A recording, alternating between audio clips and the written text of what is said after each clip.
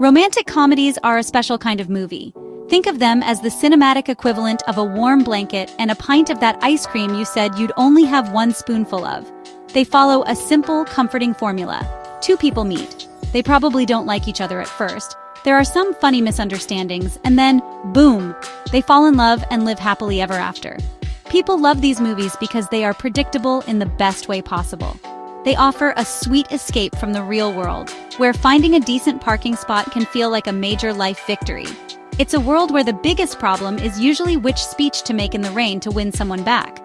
So, why do so many of these movies feature women who are journalists? It's a clever screenwriting shortcut, really. A journalist's job is to be curious, ask nosy questions, and go to interesting places. This is great for moving a story forward. Need a character to stumble upon a billionaire's secret? Make her a journalist on assignment. Need a reason for two people from different worlds to meet? Have one interview the other for a magazine article. The job provides a built-in excuse for the characters to interact in ways that would be weird for, say, an accountant and a dentist. It's a plot device that practically writes itself, giving our heroine a career that sounds important and adventurous. This setup gives the main character a sense of purpose and intelligence, at least on the surface. She's not just waiting around for a man. She has a career, a byline, and probably a very messy desk covered in old coffee cups. Giving her this job makes her seem independent and smart, which are attractive qualities. The audience is supposed to see her as a woman who has it all together, running around the big city, chasing down leads, and maybe even wearing a stylish trench coat. The career choice makes her seem dynamic and driven, a modern woman navigating the complexities of urban life, which is a lot more interesting than watching someone file expense reports. But here's the thing. This portrayal is often a very simplified, glamorized version of what being a journalist actually entails. The job becomes less about uncovering systemic corruption and more about finding a cute guy to write about. It's a career that serves as a colorful backdrop for the main event, the romance. The movie isn't really about the challenges of modern journalism, the long hours, or the ethical dilemmas. Instead, the job is a quirky accessory, like a fun hat or a sassy best friend. It's a convenient tool to create conflict and cute meet-cutes, setting the stage for the inevitable romantic conclusion where a deadline is less important than a dinner date. In the world of romantic comedies, the female journalist is a very specific type of character. She is usually ambitious, a little bit clumsy, and works for a trendy magazine with a name like Composure or Sparkle. Her main assignments seem to involve writing fluffy first-person articles with titles like How to Lose a Guy in 10 Days, or I Dated a Secret Prince and Here's What I Learned. These aren't exactly hard-hitting investigative pieces that will win a Pulitzer Prize. The stakes of her job are almost always tied to her personal life. The entire premise of her career in the film is to put her on a direct collision course with her future love interest, who is often the subject of her next big story. This character is often portrayed as being incredibly good at her job, but only in a way that serves the romantic plot. She can get an exclusive interview with the most reclusive billionaire on Earth, not through journalistic skill, but through a series of wacky, improbable events. She might accidentally spill coffee on him, or they might get stuck in an elevator together.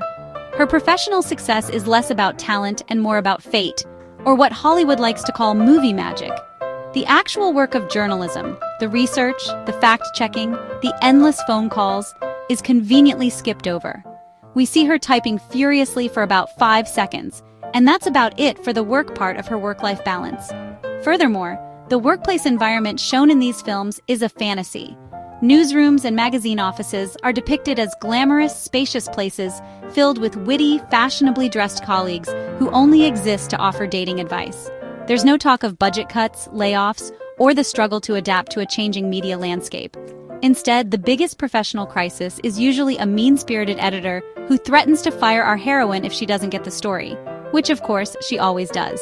This sanitized version of the industry makes the job look like a fun, low-stakes adventure, rather than the demanding and often stressful profession it truly is in the real world. Think about the classic examples.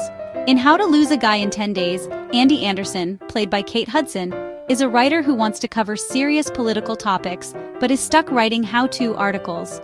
Her big idea is to write a piece based on her experience of driving a man away. Her subject, of course, is the man she ends up falling for.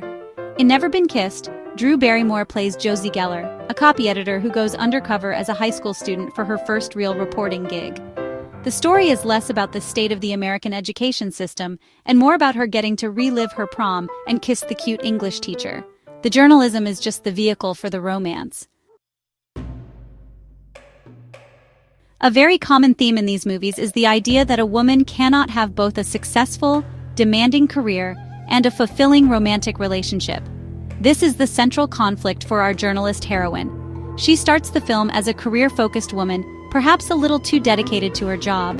Her ambition is often portrayed as the very thing that is holding her back from finding true love. Her editor, her friends, and even her family might suggest that she needs to lighten up, stop being so serious about her work, and make more time for a personal life.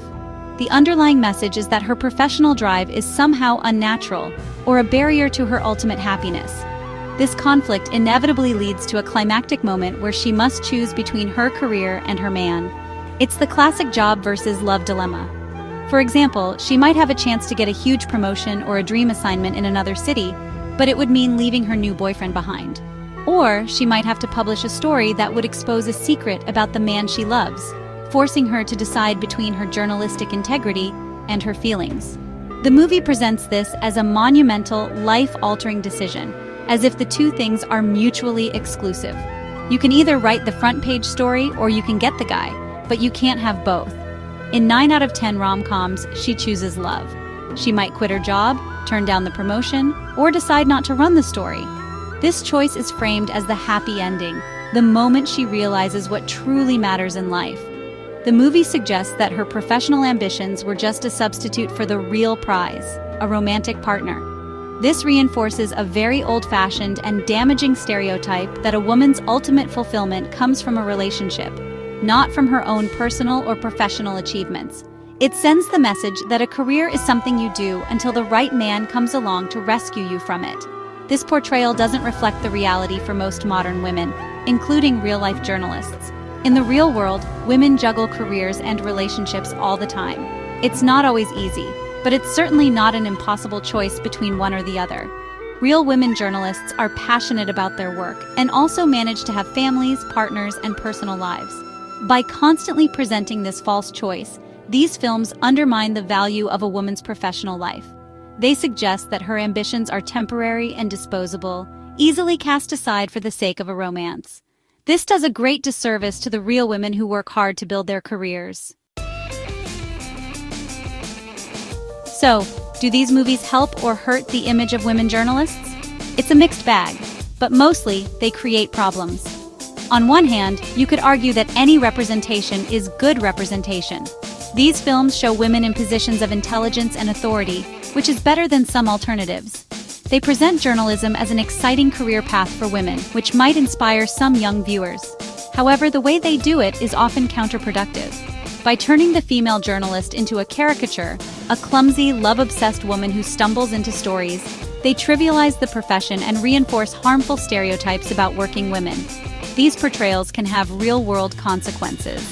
When the public's main exposure to female journalists is through these simplified, romanticized characters, it can make it harder for real women in the field to be taken seriously. If people think a journalist's job is just about writing silly articles and finding a husband, they may be less likely to respect the difficult, dangerous, and important work that many female reporters do. These movies contribute to a culture where women's professional abilities are underestimated. They reinforce the idea that a woman's personal life, particularly her romantic life, is more important and more interesting than her professional contributions. It is crucial for media, including romantic comedies, to offer more realistic and empowering portrayals of women in all professions. A character can be a journalist and also be part of a love story without her career being treated as a joke or a temporary obstacle. A film could show a woman who is great at her job, who struggles with real ethical dilemmas, and whose relationship complements her life rather than defines it. Imagine a rom-com where the couple teams up to break a major story using their combined skills. That would be a story that celebrates both professional ambition and romantic partnership, without sacrificing one for the other. Ultimately, fair representation matters. Movies have a powerful influence on how we see the world and the people in it. Showing women journalists as competent, driven, and complex individuals, just like their male counterparts, is not just about being accurate, It's about showing respect for the work they do. It's about sending a message to audiences, and especially to young women, that you can be ambitious, successful, and in love, all at the same time. You don't have to choose between writing the story and being the story. You can and should be the author of your own entire, complicated, wonderful life.